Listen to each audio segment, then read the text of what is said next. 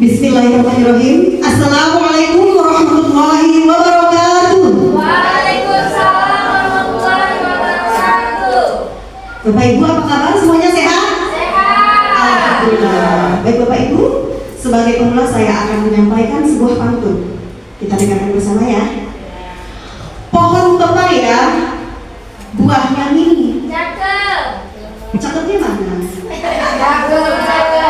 Iya. Disusun rapi dalam bagasi. Cakep. Izinkan saya berdiri di sini untuk menyampaikan destinasi. Iya. Nah, baik Bapak Ibu yang saya hormati, Ibu Kepala Sekolah SMP Negeri 12 Singkawang atau yang mewakili, yang saya hormati Bapak Ibu Dewan Guru beserta staf. Alhamdulillah saya mengucapkan terima kasih yang sebesar-besarnya kepada Bapak dan Ibu yang telah berkenan hadir di ruangan ini dalam kegiatan diseminasi penyebaran pemahaman dan penerapan pengalaman budaya positif sebagai tugas guru penggerak angkatan 11 dengan modul budaya positif. Ya, bersama saya Miss Damayanti, calon guru penggerak angkatan 11 dari SMP Negeri 12 Singkawang. Nah, baik Bapak Ibu, sebelum kita memulai acara kita pada pagi hari ini, sebelum saya menyampaikan materi, marilah kita bersama-sama membuka kegiatan ini dengan membaca basmalah. Bismillahirrahmanirrahim. Bagaimana Bapak Ibu? Kira-kira semangat untuk mengikuti kegiatan diseminasi ini? Iya, apalagi masih pagi Bapak Ibu ya. Kalau begitu, yuk kita yel-yel dulu ya. Ya. SMP Negeri 12. Bisa. Beriman, inspiratif, santun, amanah. Ya, luar biasa.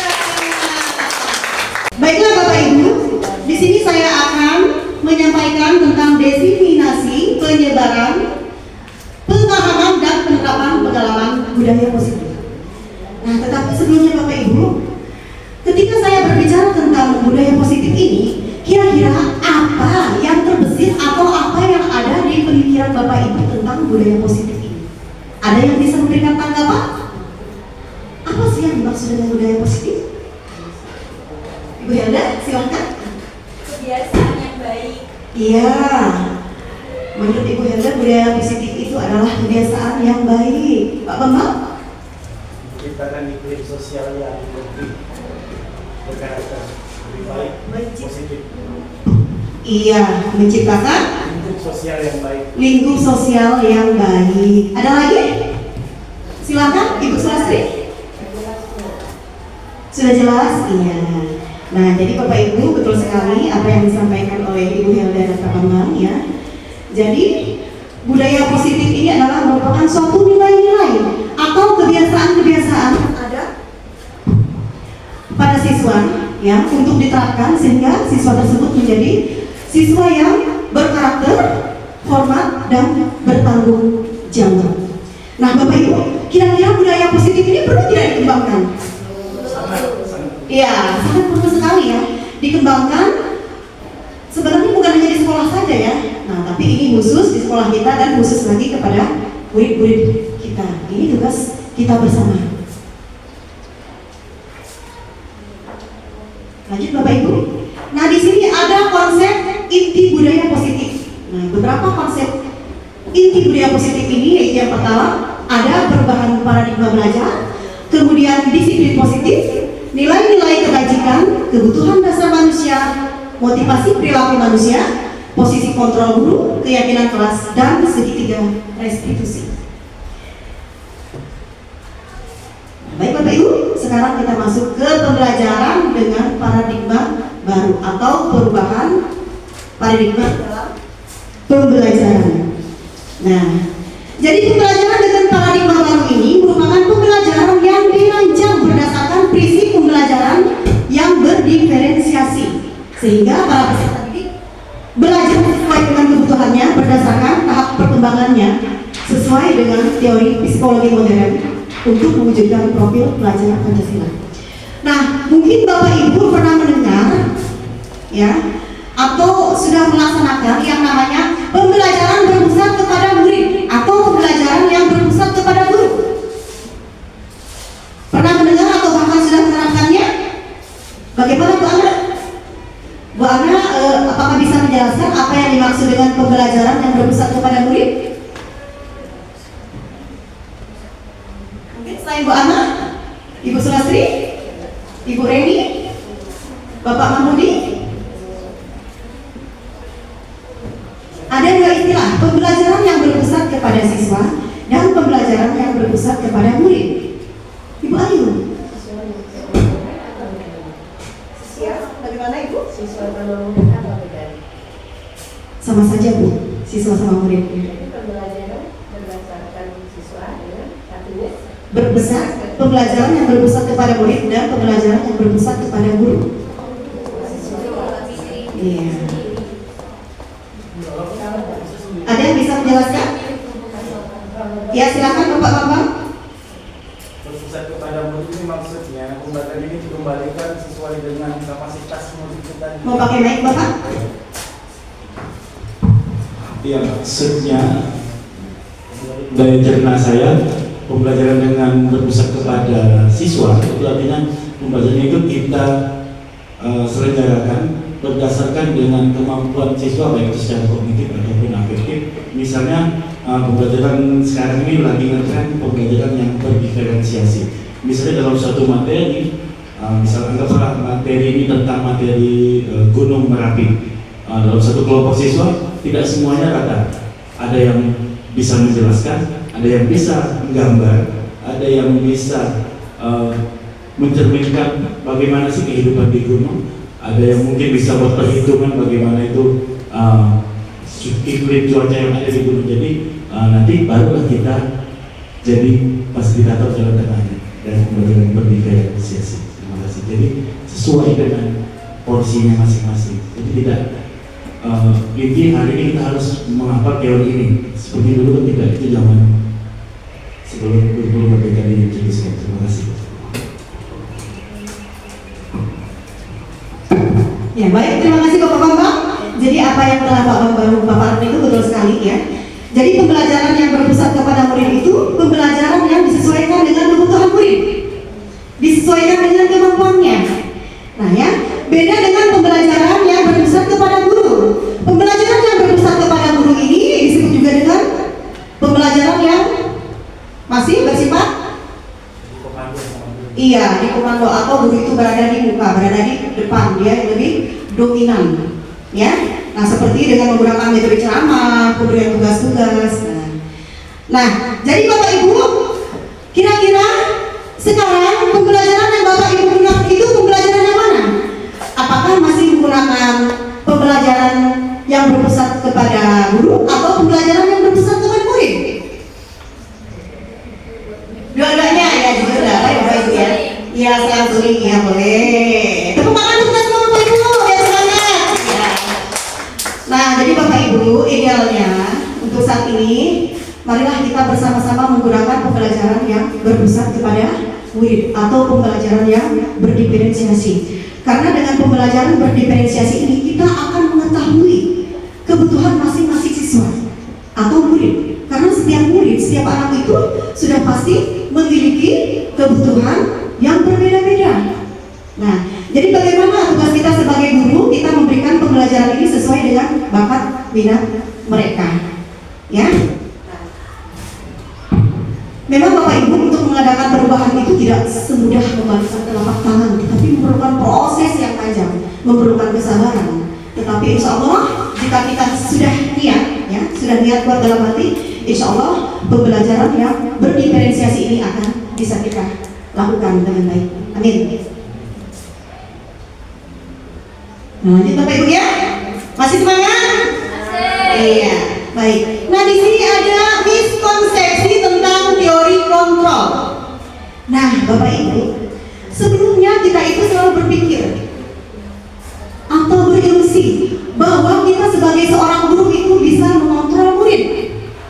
Misalnya begini, kita meminta kepada murid untuk melakukan sesuatu kebaikan. Nah, dan murid itu menuruti apa yang kita anak, tolong besok datang ke sekolahnya jangan terlambat lagi ya. Ya Bu, besok anak betul. Datang ke sekolah tidak terlambat. Jam 6.30 sudah datang ke sekolah. Nah, apakah kita sudah berhasil mengontrol murid tersebut, Bapak Ibu? Apakah sudah bisa mengontrol? Apakah sudah dikatakan berhasil? Iya, kadang-kadang belum tentu Bapak Ibu. Belum tentu berhasil. Nah, kemudian ini, ilusi bahwa kritik dan membuat rasa bersalah mampu menguatkan karakter. Misalnya kita mengkritik siswa, membuat siswa rasa bersalah. Kita berpikir, oh dengan mengkritik siswa, kemudian dengan membuat siswa atau murid merasa bersalah akan menguatkan karakternya. Apa betul Bapak Ibu? Belum tentu, betul Ibu Senastri, belum tentu. Ya. Kemudian ilusi bahwa semua penguatan positif, efektif dan bermanfaat juga belum tentu. Ya, karena apa? Semua itu tidak akan berhasil jika murid itu belum mempunyai motivasi intrinsik atau motivasi dorongan dari dalam dirinya. Bisa jadi mereka melakukan sesuatu itu karena itu tadi takut dihukum sama Bapak Ibu guru, kan begitu? Ya, nah kemudian ilusi bahwa orang dewasa berhak memaksa. Nah, karena kita merasa orang dewasa ya, kita dulu kan lebih dewasa dari murid ya, kita paksa siswa tersebut untuk melakukan sesuatu, mau dia. Nah, apakah kita sudah berhasil memaksa? Tidak. Kenapa? Nah, karena apa yang dilakukannya itu berdasarkan paksaan karena ada rasa takut. Nah, jadi perubahan itu akan terjadi pada diri siswa jika siswa itu sudah memiliki dorongan yang bersifat intrinsik atau dorongan yang berasal dari dalam dirinya sendiri. Ini satu contoh kita sebagai guru ya. Ketika kepala sekolah misalnya menyuruh kita, Bapak Ibu tolong yang piket datang jam 6.30. Nah, ketika ada kepala sekolah kita tahu, oh ini kepala sekolah ada standby di tempat, saya harus datang awal, kan gitu. Nah, kemudian apakah akan bertahan lama Bapak Ibu? Belum tentu. Nah, itu tergantung dari motivasi diri kita sendiri, ya enggak? Nah, bisa jadi besok di saat kepala sekolah tidak ada di tempat, datang lagi lambat. Nah, kenapa? Karena belum ada motivasi intrinsik dari dalam diri kita sendiri. Lanjut Bapak Ibu? Iya, masih semangat? Iya.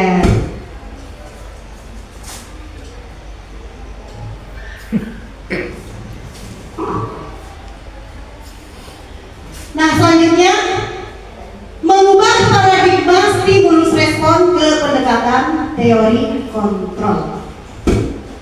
Ya Bapak Ibu, kalau dulu stimulus respon atau teori stimulus respon ya berpendapat bahwa realita atau kebutuhan kita sama. Semua orang itu melihat hal itu sama semuanya. Nah, tetapi kalau teori kontrol berbeda. Realita kebutuhan kita adalah berbeda. Setuju tidak Bapak Ibu? Kebutuhan setiap orang itu berbeda. Iya, iya. Mungkin kalau Ibu Sulastri bajunya cukup ganti saja. Ya, iya. Tapi kalau murid ini mungkin selain ganti seharusnya harus lebih cantik, yang besar, yang menterengnya. Itu contoh ya. Itu dia. Nah, kemudian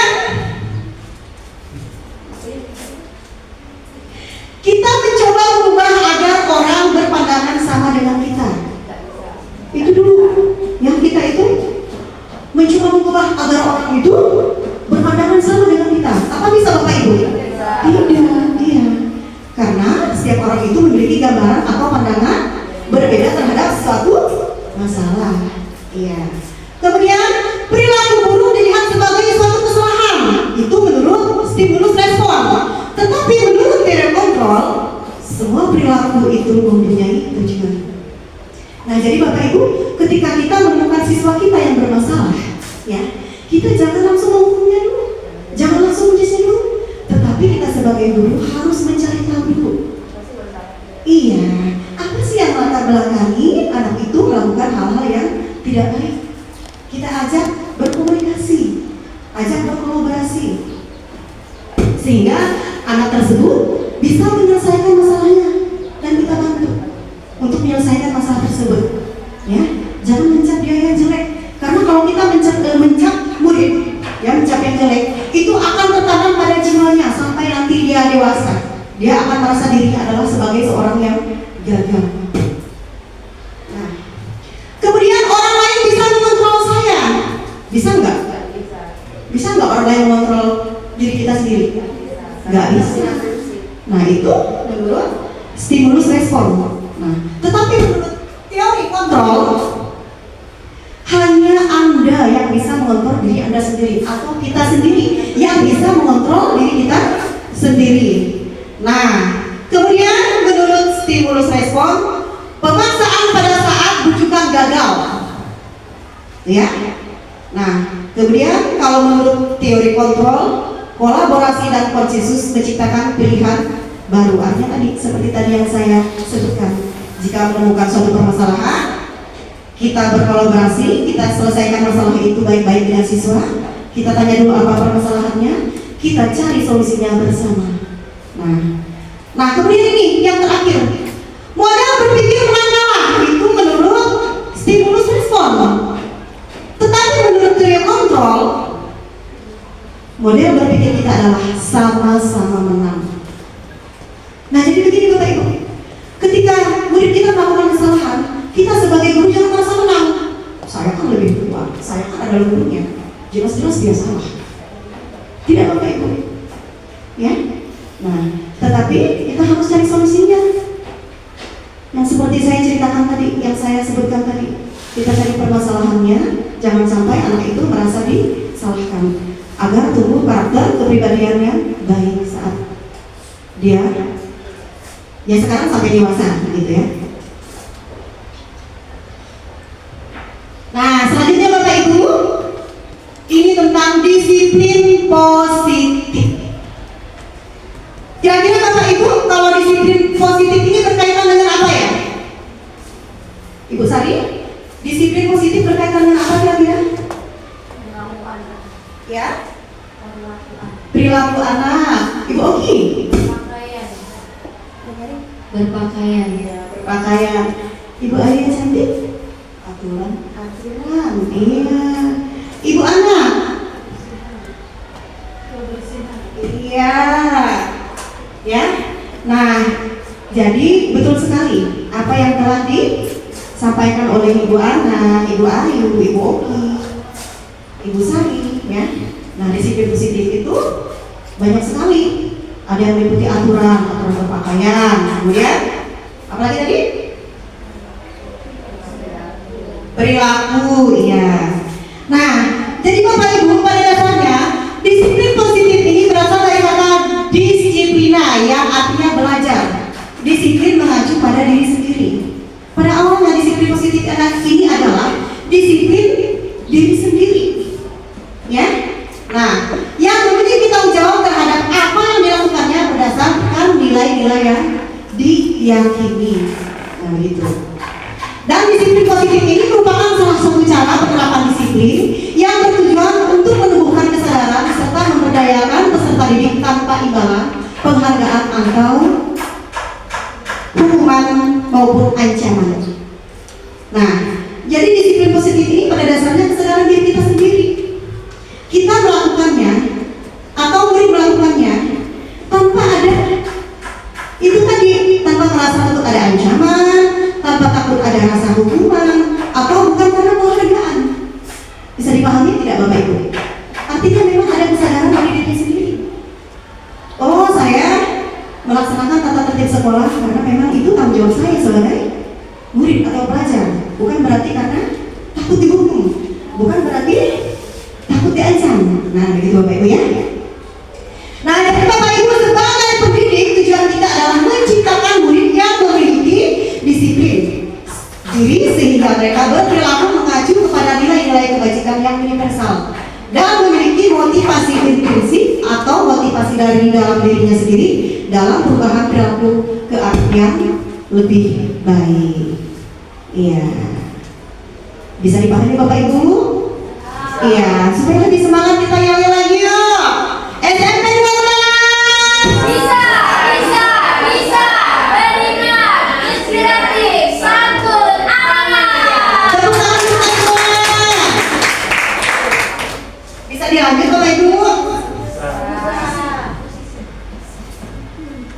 Nah ini ya, ada yang namanya nilai-nilai kebajikan.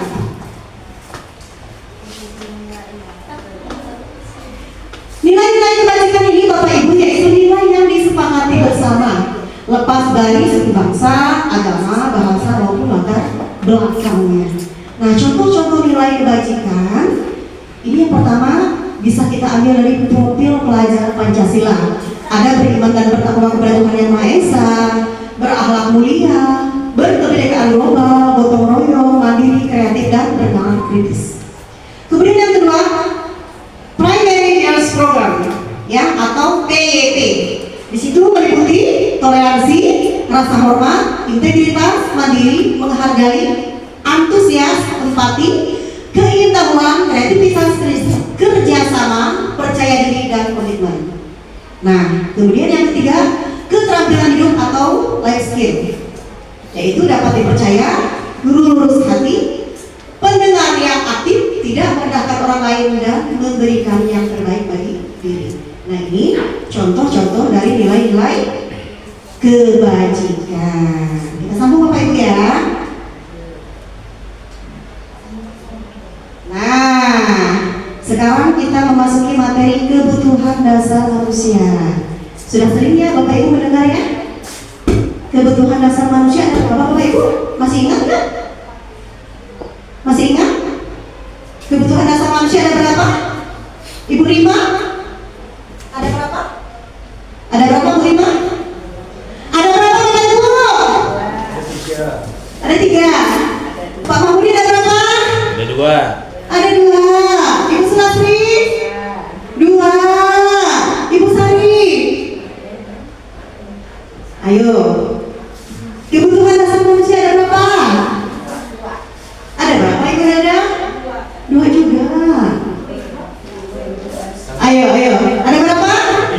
3. Sandang pangan bangsa. Dan Nah, baik Bapak Ibu. Saya lanjut dulu ya. Nah, kebutuhan dasar manusia ini adalah segala sesuatu yang kita lakukan untuk mendapatkan apa yang kita inginkan. Seluruh tindakan yang kita lakukan memiliki tujuan tertentu, dan semua usaha terbaik yang kita lakukan adalah dalam rangka agar kebutuhan dasar kita terpenuhi dengan baik. Nah, jadi Bapak Ibu, dalam keseharian kita di sekolah misalnya ada anak yang berperilaku kurang baik, tidak sesuai aturan, bisa jadi salah satu kebutuhan dasarnya itu tidak terpenuhi. Nah, jadi kita sebagai seorang guru harus mencari tahu apa penyebabnya. Baik ya, tadi kebutuhan dasar manusia ada yang bilang 3, ada yang bilang 2. Kita lihat ya, ada berapa ya? Bismillahirrahmanirrahim. Ada 5. Ada berapa? Iya, ada 5. Tepuk tangan untuk saya. Ya, nah Bapak Ibu, jadi kebutuhan dasar manusia itu ada 5. Ya, yang pertama kebutuhan untuk bertahan hidup. Nah, ini meliputi sandang, pangan, pakaian, benda. Nah, misalnya begini, ya Bapak Ibu, ketika kita mengajar di kelas, ya, yang namanya si Firman itu sering tidur melulu. Pernah tidak Bapak Ibu mengalami seperti itu? Tidur melulu. Nah, kita sebagai seorang guru jangan langsung memarahinya, jangan langsung menghukumnya, tetapi kita cari tahu dulu, kenapa sih Firman kok tiduran di kelas? Nah, bisa jadi Bapak Ibu kebutuhan dasarnya itu tidak terpenuhi. Misalnya si Firman tadi tidak sarapan, atau rumahnya sedang kebanjiran. Sekarang kan musim hujan ya, kebanjiran sehingga stok makanan di rumahnya habis, begitu ya. Nah, kemudian cinta dan kasih sayang. Perlu nggak Ibu? Bapak Ibu cinta dan kasih sayang? Ibu oke, semangat sekali. Perlu tidak Ibu Sulasri cinta dan kasih sayang? Iya, sangat perlu sekali. Nah, jadi di dalam kita mengajar dan mendidik murid itu harusnya banyak penuh cinta dan kasih sayang. Diusahakan jangan banyak marah. Kalau dulu kita sedikit-sedikit marah, emosi ya. Jangan ya Bapak Ibu. Usahakan sabar ya. Iya. Kemudian yang ketiga adalah kebebasan ya. Nah, jadi saat proses belajar mengajar jangan sampai kita itu mengekang anak. Berikanlah anak kebebasan untuk berekspresi ya. Nah, karena biasa kita menemukan di kelas itu ada murid yang maunya itu maju terus di depan kelas, ya enggak? Nah, dia ingin berekspresi, ingin mengungkapkan pendapatnya, ingin menunjukkan kebolehannya. Nah, jadi kita sebagai seorang guru jangan merasa kesal atau merasa nggak suka dia terus maju ke depan, biarin aja. Karena dengan begitu berarti anak tersebut sedang apa? Sedang melaksanakan atau sedang memenuhi kebutuhan dasarnya. Nah, kemudian ada kesenangan. Nah, kesenangan juga perlu Bapak Ibu pada saat kita proses pembelajaran. Ya, jangan tegang terus. Nih, biasanya tegang pelajaran apa ya?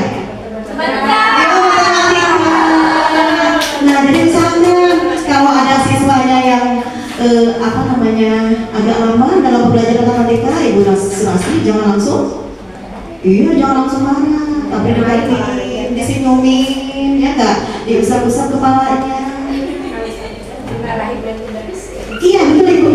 Kalau semakin dimarahin nanti anak itu makin tidak bisa, ya. Nah, jadi sekali kali kita dalam proses pembelajaran itu, ya bervariasi lah, jangan monoton. Misalnya belajar sambil bermain, ya enggak? Belajar sambil bermain. Nggak apa-apa kita dijadikan sebagai anak TK.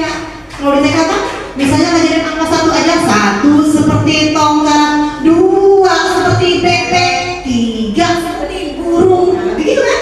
Nah, nggak apa-apa. Jadi pembelajarannya menyenangkan agar mudah dipahami oleh guru. Nah, kemudian yang kelima, kekuasaan atau power, ya. Nah, jadi di dalam proses pembelajaran juga kita harus memberikan kekuasaan kepada murid. Nah, artinya apa? Bapak Ibu masih ingat gaya belajar ada berapa? Model gaya belajar ada berapa? 3. Apa saja Bu Eni?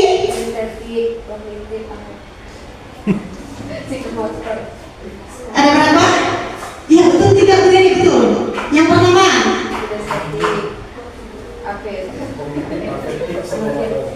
iya, kognitif, afektif, psikomotorik. Nah, tapi yang akan kita bahas di sini adalah gaya pembelajaran yang pertama visual. Ya. Nah, jadi bisa jadi murid itu lebih memahami pelajaran itu dengan model visual. Apa visual Bapak Ibu? Kelihatan. Iya, dengan cara penglihatan. Oh, ternyata anak ini misalnya si Rima mudah memahami pelajaran dengan cara visual, dengan cara melihat, menonton. Kemudian Ana, misalnya, Ana itu lebih mudah menerima pembelajaran dengan Audio. iya, audiotori atau dengan iya pendengaran. Nggak bisa hanya menonton tapi dengar, lewat pendengaran baru bisa paham. Nah, kemudian Wati bisa menerima pembelajaran dengan cara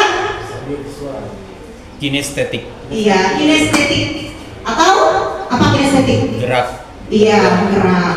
Misalnya dia tuh nggak bisa kalau menerima pelajaran nggak gerak, harus bergerak ya, harus ke meja satu, ke meja lain nggak apa-apa, biarin aja yang penting nggak ribut. Nah, begitu ya Bapak Ibu. Nah, kan itu kewajiban kita, bagaimana seorang guru kita dituntut ya di dalam pembelajaran itu harus memberikan pembelajaran yang berdiferensiasi atau sesuai dengan kebutuhan siswa. Ya, sesuai dengan filosofi atau tujuan dari Ki Hajar Dewantara bahwa seorang guru itu bertugas untuk menuntun dan membimbing tumbuhnya anak sesuai dengan perkembangan zaman dan kodratnya. Iya. Bisa dilanjut Bapak Ibu? Ya, kita lanjut ya. Nah, ini berkaitan dengan motivasi perilaku manusia. Nah, di sini ada motivasi ekstrinsik dan motivasi intrinsik. Jadi motivasi ini ada 2 ya Bapak Ibu ya. Ada motivasi ekstrinsik dan motivasi intrinsik. Motivasi ekstrinsik artinya apa Ibu Nur? Iya betul. Motivasi ekstrinsik itu motivasi dari luar. Kalau motivasi intrinsik Ibu Surasri? Dari dalam. Iya, dari dalam.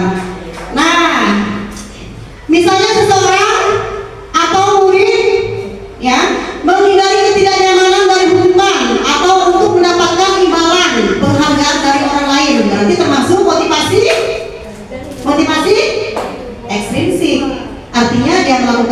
seperti itu karena mengharap imbalan, mengharapkan penghargaan dari orang lain, atau menghindari ketidaknyamanan seperti hukuman. Nah, jadi yang bagus itu yang mana? Iya, motivasi intrinsik, yaitu menjadi orang yang mereka inginkan dan menghargai diri sendiri dengan nilai-nilai yang mereka percaya. Nah, Bapak Ibu, berkaitan dengan motivasi tadi, di sini ada beberapa cara yang berkaitan dengan motivasi tadi, yaitu yang pertama hukuman, kemudian konsekuensi, dan restitusi. Kalau untuk hukuman dan konsekuensi mungkin Bapak Ibu sudah terbiasa mendengarnya ya. Tetapi kalau untuk restitusi mungkin ini adalah merupakan hal yang baru Bapak Ibu dengar, termasuk saya ya. Ketika saya mengikuti program guru penggerak, nah baru-baru inilah saya mengetahui dan mempelajari tentang restitusi. Nah, kalau hukuman ini Bapak Ibu sifatnya tidak terencana atau tiba-tiba. Nah, misalnya seorang murid datang terlambat ke sekolah. Nah, anak itu kan tidak tahu kira-kira hukuman apa yang mau diberikan. Dan guru itu spontan memberikan hukuman, misalnya disuruh berkeliling di lapangan ataupun disuruh membuang sampah.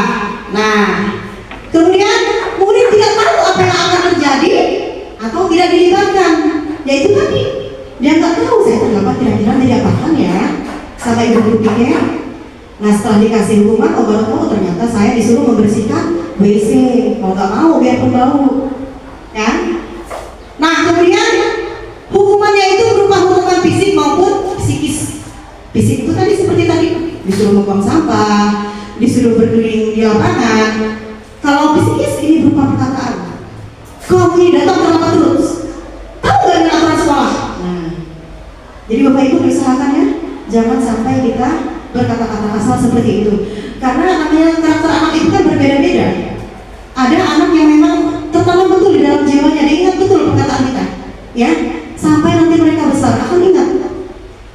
Seperti kita juga ketika dimarahi oleh orang tua atau dinasihati ya. Nah, nasihatnya itu yang baik akan kita ingat. Begitu juga yang buruk. Ketika dimarahi orang tua kita ingat kan sampai sekarang. Walaupun pada dasarnya kita bukan dendam, tidak, hanya ingat saja. Nah, kalau konsekuensi, nah ini terencana atau disepakati sesuai dengan peraturan. Artinya sudah ada tata tertibnya. Jika kita melakukan pelanggaran, sudah ada konsekuensinya. Kalau misalnya terlambat datang ke sekolah ataupun upacara tidak menggunakan atribut, sudah ada konsekuensinya. Tetapi murid tetap dibuat tidak nyaman, biarpun sudah ada konsekuensi atau kesepakatan bersama, tetap murid itu merasa tidak nyaman. Ya. Kemudian sikap guru selalu memonitor murid. Nah, itu Bapak Ibu hukuman dan konsekuensi. Nah, beda dengan restitusi. Nah, restitusi ini adalah proses menciptakan kondisi bagi murid untuk memperbaiki kesalahannya. Ya, proses kolaborasi yang mengajarkan murid untuk mencari solusi sendiri. Nah, Bapak Ibu, di sini ada 5 posisi kontrol sebagai seorang guru. Jadi kita sebagai guru ini mempunyai 5 posisi kontrol. Yang pertama, penghukum. Kedua, pembuat merasa bersalah. Kemudian yang ketiga, sebagai teman. Keempat, pemantau. Dan yang kelima adalah manajer. Nah, kira-kira Bapak Ibu sekarang sudah melaksanakan posisi kontrol yang mana? Yang mana? Penghukum ya, gak apa-apa jujur ya, penghukum. Bu Oki semuanya hebat. Berarti Bu Oki ini menggunakan 5 posisi kontrol ya. Kalau Bu Ana, posisi kontrol mana yang digunakan? Teman ya. Baik, kita lanjut Bapak Ibu. Nah, di sini ada contoh penerapan 5 posisi kontrol guru. Yang pertama, menghukum. Nah, begini kalimatnya. Berdiri di halaman kelas atau di halaman sekolah selama 1 jam. Nah, itu kan hukuman kan?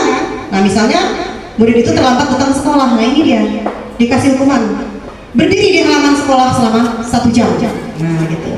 Kemudian yang kedua, membuat rasa bersalah. Nah, begini kalimatnya. Berapa kali ibu harus memberitahu kamu? Kamu selalu saja mengecewakan ibu. Nah, itu kalimat untuk membuat merasa bersalah. Jadi dengan kalimat yang kita ucapkan tadi, murid akan merasa bersalah. Ya, rapuh, betul Pak, rapuh ya. Hilang semangatnya. Baik, kita lanjut Bapak Ibu. Selanjutnya, posisi kontrol sebagai teman. Nah, begini kalimatnya Bapak Ibu. Ayo dong, ikuti aturan sekolah, tolong bantu ibu ya. Ya sudah, tidak apa-apa. Lain kali jangan berbuat seperti ini lagi ya. Nah, itu dia Bapak Ibu. Karena posisi kontrol sebagai teman. Jadi kita ajak murid itu berbicara dengan baik-baik. Kita ajak bercanda, ya. Kita berbicara yang ramah. Nah, itu dia posisi kontrol sebagai teman. Nah, selanjutnya posisi kontrol sebagai pemantau. Nah, begini kalimatnya. Kamu sudah melanggar aturan sekolah. Kamu tahu konsekuensinya? Setelah upacara, kamu beli dasinya di koperasi dan jangan diulangi lagi. Nah, itu dia kalimat sebagai pemantau. Lanjut. Nah, yang terakhir ini Bapak Ibu, posisi kontrol guru sebagai manajer. Begini kalimatnya. Apakah kamu tahu kesalahanmu? Kira-kira bagaimana kamu memperbaiki kesalahanmu? Nah, itulah kalimat posisi kontrol sebagai manajer. Nah, jadi Bapak Ibu, dari kelima posisi kontrol tadi, kira-kira yang bagus itu, yang ideal itu yang mana? Yang mana? Yang mana? Yang paling ideal? Ayo sama-sama. Manajer apa teman? Teman. Teman apa manajer? Teman. Yang betul adalah Teman. manajer. Ya, tepuk tangan untuk kita semua. Ya. Jadi yang ideal itu adalah sebagai manajer. Ya, mulai sekarang Bapak Ibu yuk kita sama-sama menerapkan posisi kontrol kita sebagai manajer. Karena sebagai manajer itu Bapak Ibu, ya, kita itu berusaha kepada anak supaya anak itu berpikir dan bertanggung jawab. Apa sih kesalahan saya? Kan begitu. Bagaimana sih cara memperbaikinya sehingga murid itu mempunyai rasa tanggung jawab untuk memperbaiki kesalahan yang diperbuatnya dan mencari solusinya dengan dibantu oleh kita sebagai guru. Baik Bapak Ibu, kita lanjut. Iya, lanjut. Nah, Bapak Ibu, saya ingin mengetahui apakah Bapak Ibu sudah paham dengan penerapan 5 posisi kontrol guru tadi? Di sini nanti ada kalimat, Bapak Ibu silahkan menentukan apakah ini termasuk posisi kontrol yang mana. Apakah termasuk hukuman, apakah termasuk pemantau atau manajer ya. Nah, posisi kontrol apakah aku? Tuh berpikir dia ya. Tuh dua anak itu berpikir. Doni sama Dina sedang berpikir. Nih kalimatnya begini. Saya kecewa sekali dengan kamu. Nah, saya kecewa sekali dengan kamu. Kira-kira posisi kontrol apa, Bu Ana?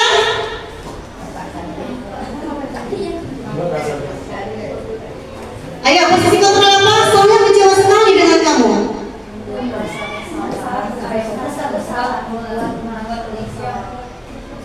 Ayo, kira-kira apa? Kira-kira apa, Bapak Ibu? Kira-kira apa? Membuat? Iya betul, membuat merasa bersalah. Bukan ya, betul. Kemudian ini yang kedua. Posisi kontrol apakah aku? Doni dan Nina masih berpikir. Nih kalimatnya. Kamu tidak pernah benar melakukannya. Dengan ekspresinya marah lagi tuh kan. Rima, kamu tidak pernah benar melakukannya. Posisi kontrol apa kira-kira Bapak Ibu?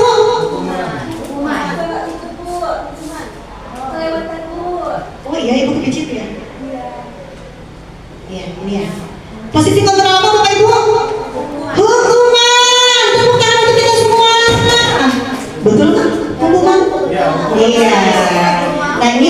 secara verbal atau kata. Hati-hati ya Bapak Ibu ya.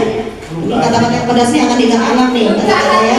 Iya, tidak akan terluka, nanti akan dikenangnya terus sampai mereka besar, sampai mereka tua. Lanjutin Bapak Ibu ya. Ya, selanjutnya lagi. Posisi kontrol apakah aku? Apa rencanamu untuk menyelesaikan masalah ini? Kira-kira posisi kontrol apa Bapak Ibu? Betul belajar? Iya, betul sekali. Posisi kontrol manajer. Iya. Masih ada? Coba kita lihat. Lagi? Iya. Seru ya Ibu Oki? Iya. Kita lanjut ya. Nah ini dia. Jangan jawab dulu Pak Bambang. Nih, Dina dan Doni berpikir lagi. Posisi kontrol apakah aku? Ayo lakukan demi ibu ya, Dina. Nah, kira-kira posisi kontrol apa? Ya, Dina sekali betul. Posisi kontrol sebagai teman. Iya. Mari kita lihat apa masih ada.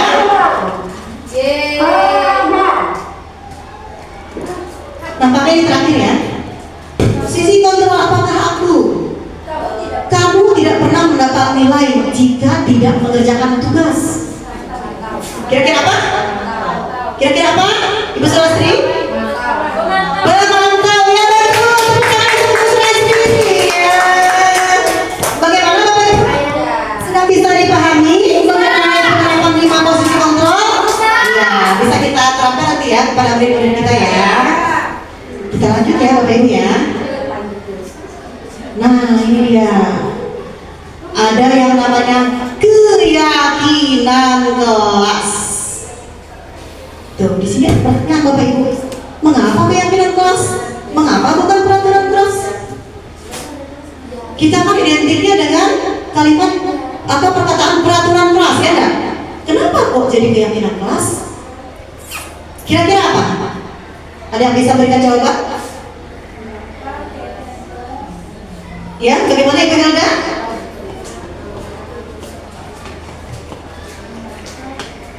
Bagaimana Ibu Helda? Kenapa kok disebut dengan keyakinan kelas, bukan peraturan kelas? Yang dikatakan peraturan atau tata tertib ya? Kata Ibu Ki lebih sopan. Kalau menurut Ibu Reni?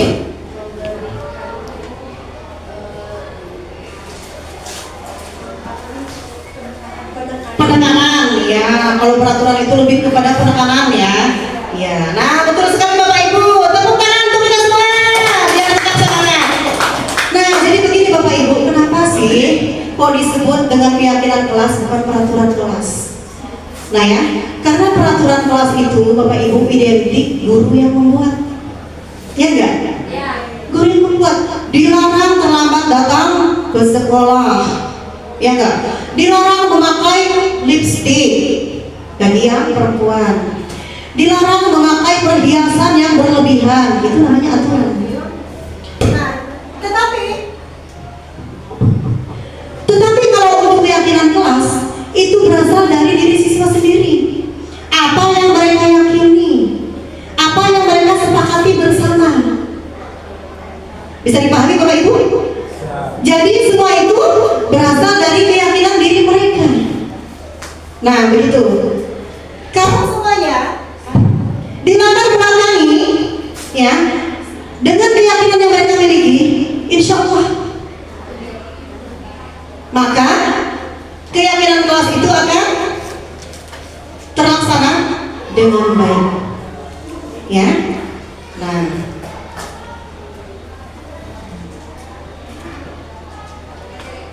Nah, baik di sini Bapak Ibu ada proses pembentukan keyakinan kelas. Ya. Jadi pembentukan keyakinan kelas ini Bapak Ibu harus bersifat abstrak, berupa pernyataan yang universal atau menyeluruh, dibuat dalam pertanyaan positif. Sedikit saja Bapak Ibu, jangan banyak-banyak, agar mudah diingat. Kemudian sesuai dengan kondisi kelas yang ada, sesuai dengan kondisi kelas kita. Kemudian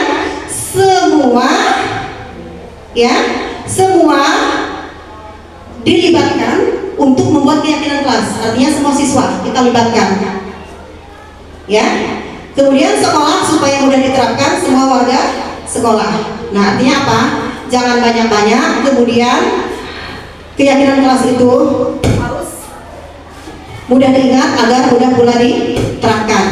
Nah, jadi prosesnya begini Bapak Ibu, kita bagikan stick-note kepada anak-anak, kita bagikan, kita kompromikan. Kira-kira keyakinan kelas apa sih yang akan kita buat? Kan begitu. Nah, ingat Bapak Ibu, dalam membuat keyakinan kelas itu ada contohnya ya. Dalam membuat keyakinan kelas itu jangan menggunakan kata-kata yang negatif. Kalau dulu kan dilarang, kan misalnya dilarang memakai lipstik, ya, atau dilarang membuang sampah sembarangan. Jadi kalimat positifnya bagaimana? Kita ubah. Iya, betul sekali, buanglah sampah pada tempatnya. Begitu dia. Jadi kalimat negatif itu diganti menjadi kalimat yang positif. Iya, ya. Tidak usah banyak-banyak. Nah, tetapi semua siswa atau murid itu kita libatkan, ya. Kita libatkan semuanya maju ke depan kelas. Maju ke depan kelas. Nah, kemudian kita sortir. Kira-kira keyakinan kelas yang sama, kita ambil saja salah satunya. Kita sederhanakan. Nah, ini seperti ini ada menjadi berapa keyakinan kelas? Ada 8 keyakinan kelas, 9B. Nah, begitu Bapak Ibu ya. Sudah bisa dicoba nanti? Karena kita sebagai wali kelas, mari kita nanti bersama-sama buat keyakinan kelas, ya. Jadi bukan lagi kesepakatan kelas namanya ya, tetapi kita ganti dengan keyakinan kelas. Lanjut Bapak Ibu. Kok lemah? Bisa dilanjut Bapak Ibu? Iya, baik, terima kasih. Nah, ini dia. Seperti yang terakhir ya, semangat Bapak Ibu ya. Inilah dia yang namanya segitiga restitusi. Apa sih yang dimaksud dengan segitiga restitusi ini? Yaitu satu proses dialog yang dijalankan oleh guru agar dapat menghasilkan murid yang mandiri dan bertanggung jawab. Nah, jadi segitiga restitusi ini adalah suatu proses di dalam pemecahan suatu masalah yang dialami oleh murid. Nah, ini dia cara digunakan, ya, dengan menggunakan segitiga restitusi. Yang pertama, ada menstabilkan identitas. Kemudian yang kedua, validasi tindakan yang salah. Dan yang ketiga, menanyakan keyakinan. Lanjut. Nah, untuk menstabilkan identitas. Nah, menstabilkan identitas ini berdasarkan prinsip berbuat kesalahan adalah bagian dari proses pembelajaran. Artinya ketika anak melakukan kesalahan, jangan kita ponis dulu, tetapi kita kasih pencerahan dengan anak tersebut bahwa kesalahan yang kita lakukan adalah merupakan bagian dari proses pembelajaran. Nih, contoh kalimatnya, berbuat salah itu wajar. Tidak ada manusia yang sempurna. Betul nggak Bapak Ibu? Nah, kemudian Ibu atau Bapak juga pernah melakukan itu? Bapak tidak mau mencari siapa yang salah, tapi Bapak ingin mencari solusi dari permasalahan ini. Kemudian kamu berhak merasa begitu. Lanjut ya, semangat Bapak Ibu. Nah, kemudian yang kedua, validasi tindakan yang salah. Nah, untuk validasi tindakan yang salah ini berdasarkan prinsip setiap perilaku berupaya memenuhi suatu kebutuhan tertentu. Jadi perilaku yang dikerjakan oleh murid itu pasti untuk memenuhi suatu kebutuhan. Dia berbuat seperti itu karena ada kebutuhan yang harus dia penuhi, begitu maksudnya. Nah, jadi ini kalimat kita sebagai guru. Kamu pasti punya alasan mengapa kamu melakukan hal itu. Artinya ketika anak berbuat salah, ya. Nah, kemudian padahal kamu bisa melakukan yang lebih buruk dari ini ya. Nah, selanjutnya kamu patut bangga karena telah melindungi sesuatu yang penting buatmu. Selanjutnya, kamu melakukannya karena mempertahankan sesuatu yang penting bagi kamu, bukan? Nah, itu contoh kalimatnya. Nah, kemudian untuk menanyakan keyakinan. Tuh, menanyakan keyakinan ini berdasarkan prinsip teori kontrol bahwa pada dasarnya kita termotivasi secara intrinsik atau termotivasi secara dari dalam diri kita sendiri. Ingat ya Bapak Ibu ya, motivasi ada dua. Kenapa Ibu Ayu nggak bukan? Enggak, alhamdulillah.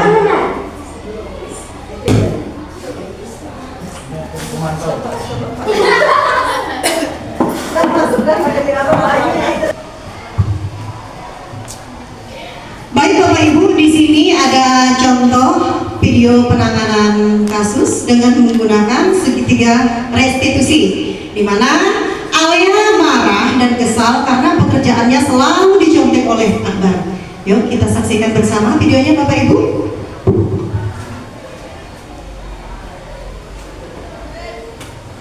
Assalamualaikum Alia. Waalaikumsalam Bu. Alia, tadi Ibu dengar dari ketua kelas, katanya Alia bertengkar ya sama Akbar. Enggak Bu, harusnya bisa sih. Kenapa Alia bisa sama Akbar? Akbar tuh juga punya kerjaan saya Bu. Bukan hanya PR, tapi juga selain juga Bu. Oh gitu. Lalu tindakan apa yang Alia lakukan pada Akbar? Saya marah-marah Bu, saya maki-maki Akbar. Saya pura-pura kerjanya Bu. Pasti ada alasannya kenapa Alia melakukan tindakan seperti itu ya? Ya iyalah Bu, masa saya diam saja? Saya kan susah payah mengerjakan soal, tapi Akbar hanya mencontek dan tidak mau berusaha sendiri Bu. Ya wajarlah kami sangat marah kepada Akbar, dan Ibu sangat menghargai tindakan Alia yang tidak lebih buruk daripada itu, misalnya dengan mengutuk Akbar. Nah, coba sekarang kita pikirkan bersama. Kira-kira marahnya Alia kepada Akbar apakah sudah sesuai dengan tuntutan kelas? Tidak Bu.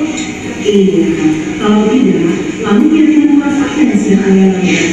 Saya menghormati anak sama. Iya betul. Menurut Alia ya, menghormati antara tugas itu mungkin tidak? Iya. Kalau seandainya penting, lalu kira-kira kelas apa yang akan Alia lakukan ketika Alia sedang marah pada teman? Harus lebih sadar. Iya, apakah Alia bersedia menghadapi masalah ini? Bersedia Bu. Kalau Alia bersedia, bagaimana caranya Alia memperbaiki masalah ini? Saya harus lebih sabar dengan teman-teman saya Bu. Jika ada teman saya yang mendekat, saya akan melaporkan kepada guru maka laporan kelas Bu. Iya, betul sekali tindakan kamu Alia. Tetap semangat ya Alia. Nah sekarang Alia boleh masuk ke dalam kelas ya? Iya Bu, terima kasih Bu. Iya. Waalaikumsalam. Alia. Baik Bapak Ibu, tadi kita sudah menyaksikan bersama video penanganan kasus siswa dengan menggunakan segitiga restitusi, di mana yang pertama ada tindakan menstabilkan identitas, kemudian yang kedua ada validasi tindakan yang salah, dan yang ketiga tentang keyakinan kelas. Nah, baik Bapak Ibu, sebelum kita mengakhiri kegiatan diseminasi pada pagi hari ini, saya ingin membagikan sesuatu kepada Bapak Ibu. Ini apa Bapak Ibu? Iya. Pita yang cantik berwarna merah dan putih ya. Sesuai dengan hari kemerdekaan kita. Sama warnanya dengan bendera kita ya, merah putih. Ini saya kasihkan sama Bu Ana. Ya, kita bagi satu-satu. Silakan Ibu, tolong dioper ke belakang. Tolong dioper Ibu. Ibu Reni, Ibu Rima. Sudah dapat semuanya Bapak Ibu? Sudah dapat semuanya? Iya, coba silakan diangkat. Diangkat, dilihatkan dulu pitanya. Iya, ada yang mendapat warna merah, ada yang mendapat pita berwarna putih. Baik. Sekarang coba pitanya itu digenggam. Iya, digenggam. Digumpal, digenggam, jangan sampai nampak. Jangan sampai nampak Bu Rima. Iya, tempatnya disembunyikan. Dipegang erat-erat. Dipegang erat-erat ya. Sudah? Iya. Nah, sekarang seharusnya berpasangan. Ibu Ana berpasangan dengan Ibu Sari. Iya, silakan. Pak Bambang nggak ada pasangan ya? Pak Bambang harus mencari pasangan dulu. Iya, seharusnya sama Pak Mahmudi ya. Iya. Ya sudah, nggak apa ya Pak Bambang ya. Kita lihat saja tempat yang lainnya. Nah, sekarang pitanya tolong digenggam erat-erat. Udah? Dan salah seorang di antara Bapak Ibu ada yang bertugas membujuk temannya supaya genggamannya itu dibuka. Siapa? Dibujuk temannya dengan berbagai bujukan, rayuan, entah nanti dikasih hadiah atau nanti ya dijamin apa kayak gitu. Dibujuk. Tetapi yang dibujuk bertahan, jangan sampai dibuka itu genggamannya.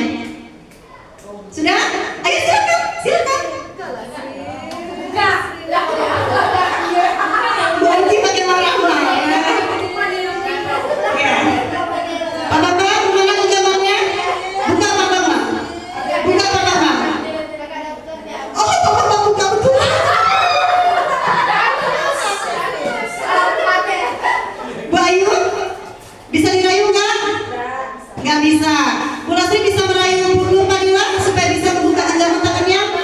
Tidak bisa, iya. Tepuk tangan untuk kita semuanya. Iya. Nah, jadi Bapak Ibu, dari permainan yang saya sampaikan tadi, apa maknanya? Kira-kira ada yang bisa memberikan komentar? Iya, betul sekali kata Bu Reni. Orang lain tidak bisa mengontrol kita, tidak bisa mengendalikan kita. Iya. Artinya apa? Iya, kita mempunyai prinsip. Artinya apa? Motivasi atau prinsip dari diri kita sendiri. Jadi kuncinya diri kita sendiri. Biarpun berbagai rayuan, berbagai bujukan, ya, tidak akan mempengaruhi kita kalau motivasi intrinsik dalam diri kita sudah kuat. Ya, betul sekali Bapak Ibu. Nah, Bapak Ibu, alhamdulillah sampailah kita pada penutup. Berakhir sudah kegiatan diseminasi kita pada pagi hari ini. Selanjutnya adalah saya akan membacakan penutup atau akan memberikan penutup dari diseminasi ini, yaitu dalam penerapan program disiplin positif hendaknya guru memiliki standar kepribadian profesional dan sosial yang baik, di mana guru mampu merefleksi dirinya dalam posisi kontrol saat ini. Bagaimana perjalanan dirinya sebagai among atau manajer yang menuntun murid-muridnya menjadi insan yang mandiri, merdeka, dan bertanggung jawab sesuai dengan standar nasional pendidikan. Demikian Bapak Ibu, materi diseminasi yang dapat saya sampaikan pada hari ini. Masih semangat? Iya, masih semangat. Tanya lihat sekali lagi. SMP 12. Bisa. Beriman, inspiratif, rukun, amanah. Ya, baik Bapak Ibu, sebelum saya mengakhiri diseminasi saya pada pagi ini, saya akan membawakan sebuah pantun lagi Bapak Ibu. Iya, dengarkan ya Bapak Ibu ya. Pergi berburu dengan sahabat, dapat buruan burung selasih.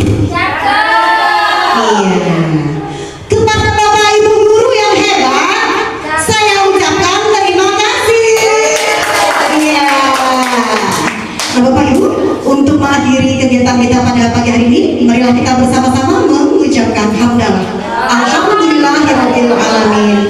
Akhir kata, saya ucapkan terima kasih. Billahi taufiq wal hidayah. Assalamualaikum warahmatullahi wabarakatuh.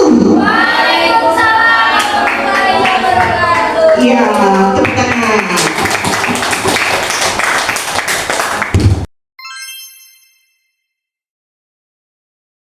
Assalamualaikum anak-anak. Iya, apa kabar hari ini? Alhamdulillah, baiklah anak-anak. Sebelum kita memulai pelajaran hari ini, mari kita bersama-sama berdoa. Ayo. Bismillahirrahmanirrahim. Nah, baik anak-anak, hari ini kita akan membuat yang namanya keyakinan kelas, ya. Tapi sebelum kita membuat keyakinan kelas ini, mari kita SBT dulu, ya, biar semangat. Coba kita bersama-sama tepuk semangat, ya. Tepuk semangat.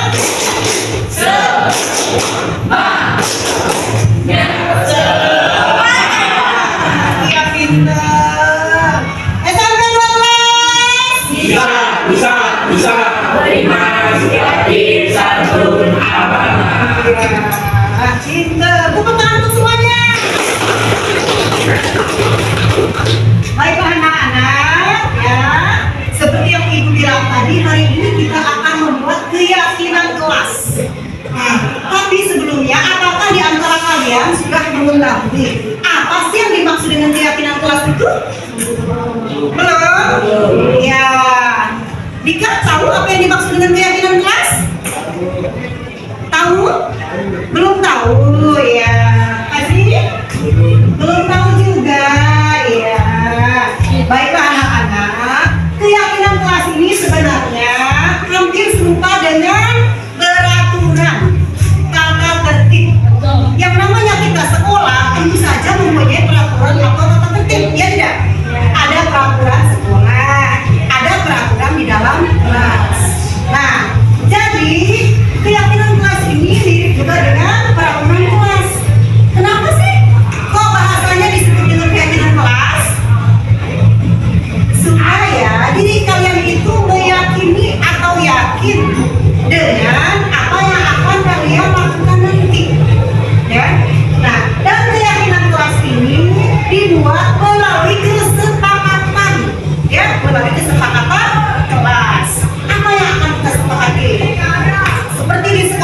ya.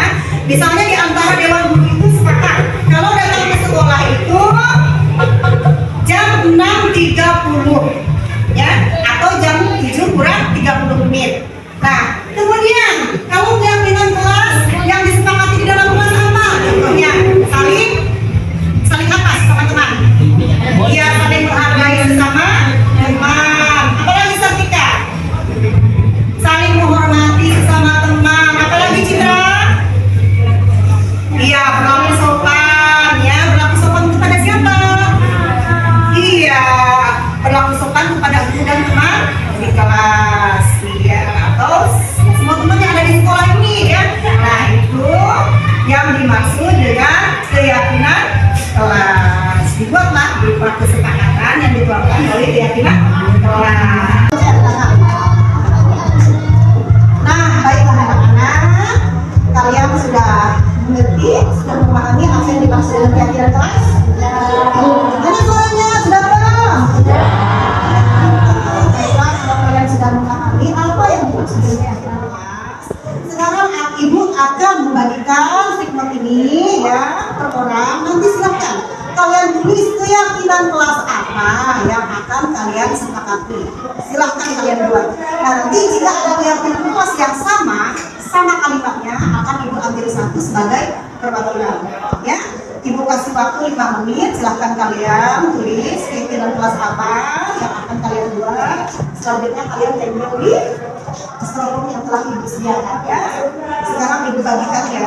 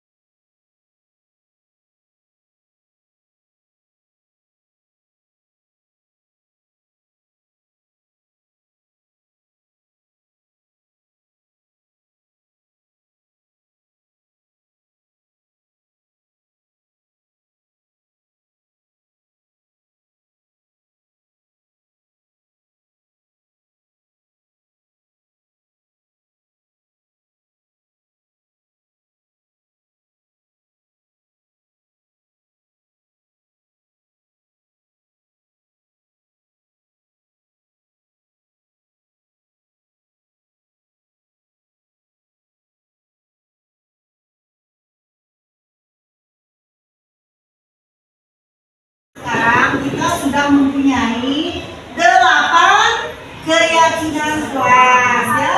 Yang pertama, berdoa sebelum dan sesudah melakukan kegiatan. Kemudian berpakaian yang rapi dan sopan. Kemudian berbicara yang sopan. Bekerja sama menjaga kebersihan kelas. Saling membantu sesama teman. Kemudian menjaga dan meletakkan barang pada tempatnya. Kemudian datang ke sekolah tepat waktu dan aktif di dalam kelas. Dan yang terakhir, menghormati sesama teman, tidak saling membuli, ya, atau tidak membuli dan menjaga toleransi. Ya, terima kasih ya. Dengan kelas yang sudah kita sepakati, itu harus kita laksanakan, ya, dengan penuh tanggung jawab. Jangan hanya sekedar menulis, ya, tetapi harus dilaksanakan di dalam keseharian kita di sekolah. Sebenarnya baik di sekolah maupun di rumah. Nah, baiklah anak-anak ya. Sebagai kesepakatan keyakinan kelas ini, jadi ibu memerlukan tanda tangan dari kalian. Tanda tangan dalam artian kalian atau kita semua telah menyepakati beberapa keyakinan kelas kita. Ya, jadi harus ada buktinya.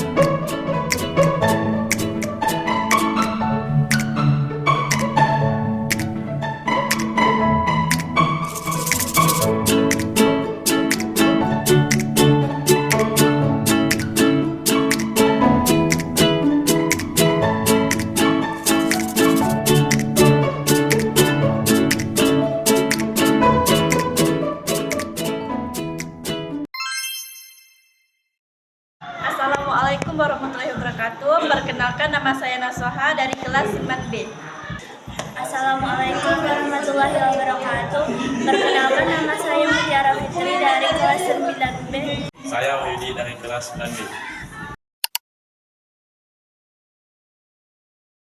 Sangat penting sekali. Sangat penting sekali. Saya sangat bersemangat. Saya sangat bahagia sekali. Saya sangat senang sekali.